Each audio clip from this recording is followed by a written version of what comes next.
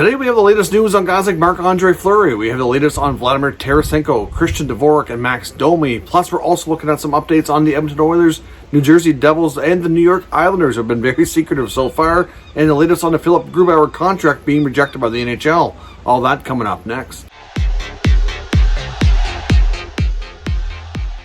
So welcome back to another video here at Top Shelf Hockey. As you can see today, I'm a little bit closer to the inland here, actually on my patio in my cottage that we're staying at, because it's kind of a colder, rainy day, so don't have quite as good a view here at the water, but certainly making the best of it here. As I mentioned, we have a variety of things to talk about. First up, the Philip Grubauer contract has been fixed.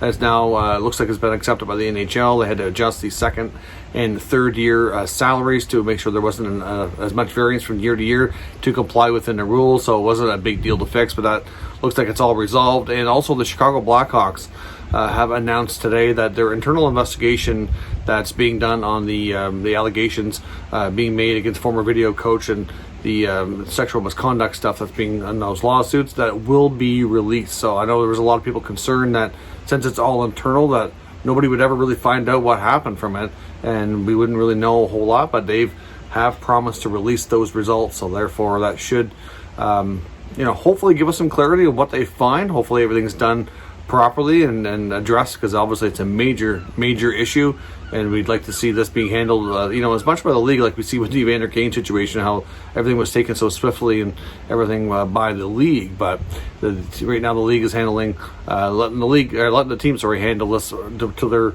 investigations, so we'll see what comes from it, but be curious to see when those results are released. It's hard to say when that's going to be. It could be several months. You just never know how long these things can actually drag on for. Now, a lot of the information we're going to talk about today comes from the 31 Thoughts podcast, which is their season finale from Friedman and Jeff Merrick. Obviously, they'll be rebranded to 32 Thoughts here, not too distant future for the new season, since there's now 32 teams. But they went over all 32 teams in today's podcast that was released. But we're not going to go over the entire podcast because we'd be here forever. So I'm probably going to take bits and pieces of that because it was almost 2 hours long, and we'll talk about it here probably bit by bit here over the next few days. But a lot of the nuggets I kind of pulled out here for today's video include the fact that we also got confirmation on Andre Fleury, not just in his podcast, but there were obviously other reports earlier. Fleury himself had sent a video and confirmation, but we do know that Fleury will indeed report to Chicago. He sent a video saying that he was in, so obviously that's good news for the Hawks. That's not going to be a trade that's wasted. At this point, I think we can probably say fair to say that he will remain in Chicago and play it out. I can't see them moving him again because they really wanted to acquire him. And obviously, if things worked out. Now, of course, the other thing that this was going to allow him to do, which was talked about in the podcast here from Elliot Friedman, is that it's going to allow him the opportunity to, if he wants to keep playing, to kind of showcase himself as being the primary guy for another contract. In Vegas, it's hard to say if he's going to get that opportunity since they have Rob Leonard as well. We don't know how things would have went there, so clearly it could be a good opportunity if he wants to extend his career and play, whether it be in Chicago or somewhere else. He'll have the option to become a UFA. I would think he'll probably be reluctant to sign an extension like anytime soon. I mean, Chicago doesn't really have any big plans beyond the current season when it comes to goaltending, so I think it's fair to say that he probably could stay if it works out for both sides. But at least we know right now he's going to report. It should be a good chance for him to continue to prove what he can do, and like I've said before, he seems to play his absolute best when he's given extra motivation, and this probably is what he needs to continue that Vezina Trophy type play that he saw and gave last year to win the first Vezina in his career at such a late age, which is certainly not something that we see that's very common at all. Some news on the Edmonton Oilers here. Of course, Friedman talks about the Darnell Nurse extension that's likely coming soon. The Holland and company want to get done this offseason. Obviously, with all the D-men being signing for what they were lately, it's likely going to be around the $9 million mark and probably going to be an 8-year deal to make the AAV work. You got to remember, too, that some of these D-men that have been signing, some of them are getting more than others. Like, for example, the Werenski contract more than McCarr, but the McCarr contract covered a lot fewer UFA years, and there is a premium on those types of years compared to RFA years, which is why some are getting more than others here. But the Nurse contract is going to be pretty well all UFA years as well, and he's obviously proven to be one of the top younger, D-men in his mid-20s in the league right now. Been a big piece for Edmonton. Be curious to see how he does without Ethan Bear. I think him and Ethan Bear were a great pair last year and played well together, so I'll be curious to see how that goes. Not sure who they're going to put on his other side this coming season. It could end up being a guy like Tyson Barrie. Hard to say how they line up their defense pairs, but that's going to be a massive contract and another big time deal that they're going to have to get on the books here and figure out for their cap long term, because obviously they have McDavid and Draisaitl with mega deals, and now they have Hyman and Nugent Hopkins on those mid-range, long term deals, and this is going to be a monster too. So we'll have to see how they handle that, but that should be coming sometime here before training camp, or at least it's likely, not a guarantee. Depends on how quickly they come to terms. Now, when it comes to the Oilers goaltending, many of us are questioning why Mikko Koskinen has not been dealt with and why they're coming back with the same goaltending situation that they had last year, which, I think to a degree the Oilers aren't entirely convinced that goaltending was their issue, and I wouldn't entirely disagree with that either. But it does seem risky with Smith at his age to be able to carry the workload. Can he duplicate what he did last year again? And stay healthy all year? It's risky for sure. So on the podcast, they talked about the fact that a goaltender that could be available, somebody in Dallas like Anton Khudobin. Of course, they have more than enough goalies between Khudobin, Holtby, Ottinger, and Bishop. Now Bishop's likely not going to play again, or at least not this year. It could be a long time. Hard to say what his status is, and uncertainty, which is why they brought Holtby in. And it sounds like they want Jake Ottinger to play a lot this year. And if that means even getting him some time in the American Hockey League again, they very well might do that and run with Anton Khudobin and Holtby as the tandem, if they have to. But obviously it sounds like they might be open to a Khudobin trade and run with Ottinger and Holtby, with Holtby maybe being the starter, or maybe doing more of a closer to a 50-50 split. So it's really difficult to say how it all goes, but they have more than enough goalies there. So if anybody who's looking for a goaltender, which you can circle Edmonton as the big one on that list, that makes sense that they might try to work out a deal. But of course, to take on a goalie, they have to move Koskinen. I don't see the Stars doing that. Will they be able to convince another team to broker a deal, like take a third party here to eat that Koskinen contract for 1 year?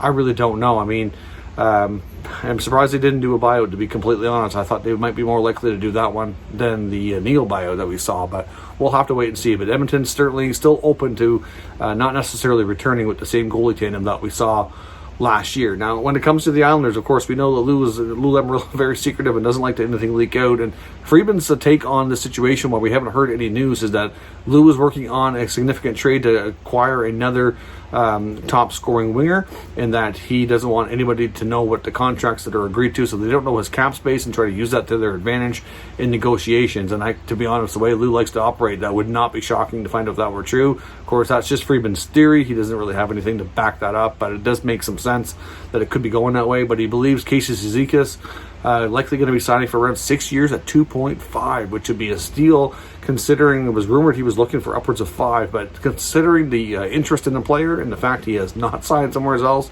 I think it's fair to say that he will be back. But obviously the terms of the deal is just everybody's best guess. But he had heard that could be the number, which would be awesome for the Islanders. And of course, it looks like Palmieri and Parise have deals in place too.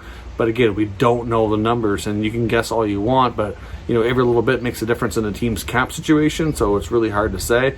But it makes sense. Now, of course, Tarasenko is one of those guys they were looking at, but like you said, and we talked about before, it's believed he has his eye on multiple players, and it's not just Tarasenko. That the Islanders, along with some teams, are might have concerns over between the contract and the shoulder, and that they're not completely sold on that deal. So I do think that as much as that might be a possibility, that they're looking at other options, it does make sense. But who those options are remain to be seen. There's still a little bit of a question mark over who that could be. So we'll have to see. But I think the Secretive Islanders hopefully will release some information soon, but it wouldn't be shocking if they continue to hold off on announcing these contracts until they get whatever other deal it is they're working on figured out. So we'll see what the mystery deal is here eventually, if they can get it done. Now, when it comes to Tarasenko, though, another team to look for is New Jersey, but St. Louis certainly feeling the pressure to get this one done. I know it seems like Tarasenko's agent is really pushing hard to get him out of there. That's another relationship like the Eichel one that appears to be not something that can be repaired. He wants to be gone from that organization and get a fresh start. Now, the Devils, like I said, are another team like the Islanders, are reportedly interested, but might have some concerns on the shoulder. But like the Islanders, they're also to be, according to Friedman, in the mix for another winger, probably a left winger. And Tarasenko does kind of fit the bill with what they're looking for, and they have the space, but it's debatable if they want to do that deal. So, again, it could be a different player that they end up targeting here. But New Jersey's made a lot of big moves. They've solidified goaltending. They get some, real big additions on the back end too. So it wouldn't be shocking to see them bring in another scoring type of player, and for them to really try to do what they did a number of years ago, not what seems like forever ago now, but when they really brought in Taylor Hall and really took a big leap and made the playoffs. I think they're going to try to come out of this rebuild faster than many of us expected because of the big deals they've been able to do. So look out for the Devils and the possible Tarasenko link there. Christian Dvorak in Arizona is getting a ton of interest as well. Still, I think the Eichel situation's holding that up because obviously a lot of the teams that are looking at him are looking at Eichel as well. Teams to look out for, though, include teams like Minnesota and San Jose. Even to a degree, the Rangers and the Habs, too. I mean, for the Habs, it kind of makes sense to possibly look at a Phil Deneau replacement if they want to do that. I do kind of consider myself a little thin down the middle, but we don't know what they're going to do here with that role. The Rangers are not necessarily in desperate need, but a lot of it depends. They're linked to Eichel, too. There's been talk about Strome getting moved out, but I think Strome only goes if Eichel comes in. It's just a lot of moving parts there. So we're going to have to see. But Dvorak is, a hard-checking, decent two-way center on a pretty good contract. So I can understand the interest for sure. And there's lots of teams out there, but I won't be shocked if this deal does get held up just because of the Eichel situation. But if you look at teams that are not in on Eichel, might present a good offer and might get what the Coyotes want, but they're stockpiling picks. That's what they really want. If they can grab another first-round pick for next year, that would be even better. They've already got 2, or for 2023 as well. Either way, they want high first-rounders or second-rounders as much as possible here to restock the cupboards, and Dvorak is going to be their next piece. There's still other players they would move to there as well, to a degree like Kessel, but there hasn't really been much on. I'm not sure there's really a whole lot of interest, so it's hard to say if they may end up having to keep him on board there, but there's certainly more than enough room down. Now back to Chicago for a second. Elliot Friedman also says he was a little bit surprised that Dylan Strome is still with the organization. It was believed that he very well could be moved. If you look at the other moves that the Hawks made this year, wouldn't be shocking to see a player like Strome get moved on from for a variety of reasons. One, to get him a fresh start somewhere else. 2, to shed a little bit of cap because they've taken on a lot. And obviously there are teams out there looking for young centers that they can kind of have on a shorter term basis, like the Ottawa Senators come to mind. For example, they've been linked to his brother Ryan. Wouldn't be shocking if they considered Dylan too. I mean, he's a little bit cheaper, a little bit younger. Might make sense for them to take a shot at that, but either way, he wasn't really linked to any specific teams. But Friedman did mention Dylan Strome was a player that he's surprised is still there and wouldn't be shocked if he was moved ahead of camp. Same goes for CBJ and Max Domi. Even though he's going to be out injured for a while, he may not get traded because of the injury. Teams might be leery and want to see more before they do that, but CBJ does want to move him, which explains why they wanted to leave him open in the expansion draft and why there's been so much talk around the player. And I can understand why Seattle might have been leery of it too because of the injury. He may not be able to play until November, December, and that's going to cause some issues. But if that's the case, if he ends up staying, which is reasonably likely, I would think it's quite possible that we might see the Jackets try to really put him on display and showcase him when he does come back. Hope he plays well and can find a way to move on, because I just don't think they completely know that or feel that it's a good fit there. So we'll see, but they obviously have not been pleased with how the Anderson for Domi swap has turned out here thus far. Now, Seattle's definitely not done yet as well. They have a lot of defensemen, and they still don't have a clear-cut guy who can be their top center, even though he may not be a legit 1C on another team, like all the guys we've talked about, like Dvorak and like Ryan Strome. Dylan Strome could be your guy. Wouldn't be completely shocked to see them try to get it on Eichel because they can't afford it, but do they have the assets and do they want to take away so much from the future? I highly doubt it, which is why we haven't heard the Kraken linked to a player like him.